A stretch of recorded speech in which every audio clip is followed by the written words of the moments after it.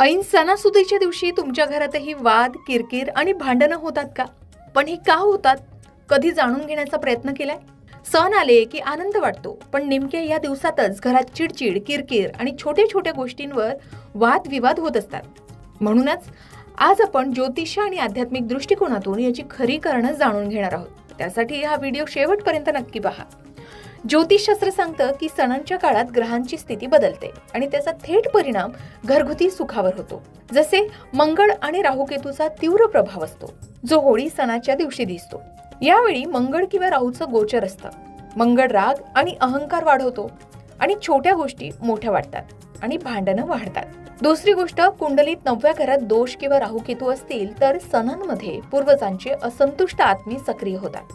यामुळे घरात नकारात्मक ऊर्जा येते आणि सदस्य एकमेकांवर चिडतात. तिसरी महत्वाची गोष्ट म्हणजे शनी राहूचं गोचर.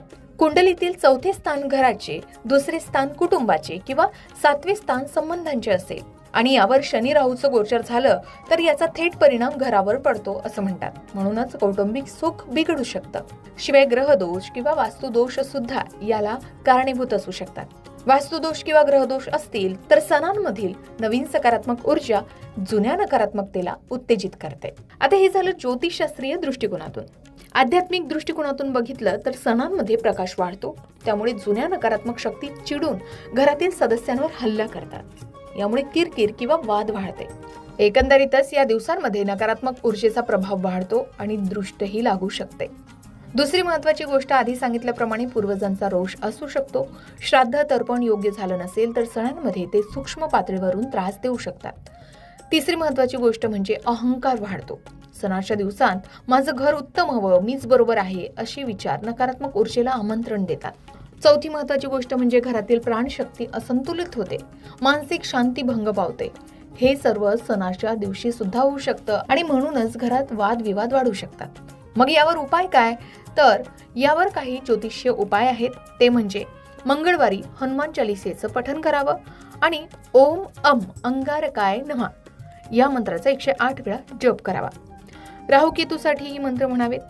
ओम ह्राम राहावे नमः किंवा दुर्गा मंत्राचा जप करावा. पितृदोषासाठी अमावस्येला तर्पण करावं. तर रोज संध्याकाळी शांती मंत्र किंवा ओम शम शनिच्छराय नमः या मंत्राचा जप करावा. यावर काही आध्यात्मिक उपायही आहेत. ते म्हणजे पूजेनंतर रोज घरात कापूर जाळावा, घरात गंगाजल शिंपडावं, तुळशीला पाणी घालताना ओम नमो भगवते वासुदेवाय या मंत्राचा जप करावा. सणांपूर्वी घर स्वच्छ करावं. सर्व सदस्यांनी एकत्र येऊन ओम शांती या मंत्राचा 3 वेळा जप करावा. भांडणं सुरू झाली